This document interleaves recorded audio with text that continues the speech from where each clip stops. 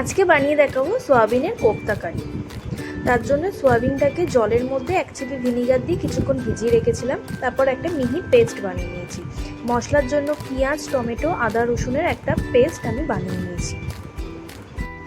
এরপরে সোয়াবিনের পেস্টটার মধ্যে ম্যারিনেট করার জন্য দিয়ে দেবো একটা গোটা ডিম, 1.5 থেকে 2 চামচ মতো কর্নফ্লাওয়ার, হাফ কাপ মতো ময়দা, 2 চামচ মতো বেসন।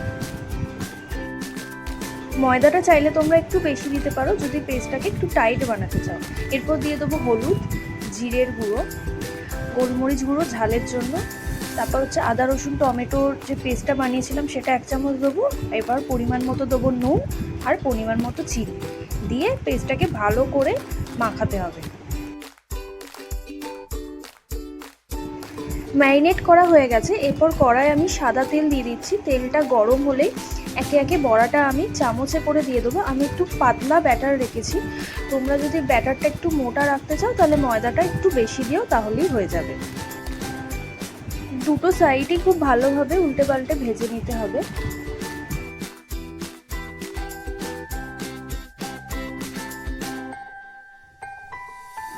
ভাজা হয়ে গেছে বড়াগুলো, এবারে তুলে নেবো।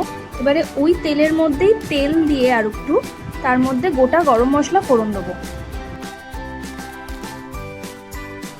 তারপর দিয়ে দেবো আদা, রসুন, পেঁয়াজ, টমেটোর যে পেস্টটা বানিয়ে রেখেছিলাম সেটা। মশলাটা একটু ভাজা হওয়ার পর ওর মধ্যে একে একে দিয়ে দেবো হলুদ গুঁড়ো, লঙ্কার গুঁড়ো, জিরের গুঁড়ো।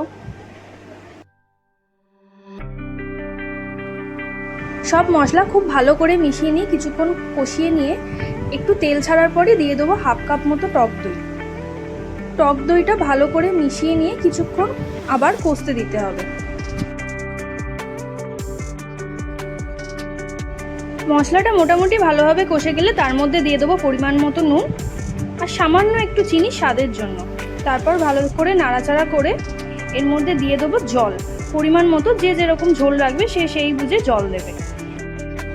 তবে খুব একটা পাতলা ঝোল হলে এটা ভালো লাগবে না, সেই বুঝেই জলটা দেবে যাতে হালকা একটু গ্রেভি থাকে। কিছুক্ষণ ঝোলটা ফোটার পর দিয়ে দেবো একে একে বড়াগুলো। তারপর এর মধ্যে দেবো অল্প পরিমাণে একটু কাসুরি মেথি দিয়ে 1 মিনিট মতো ফোটালেই রেডি হয়ে যাবে সয়াবিনের কোফতা কারি।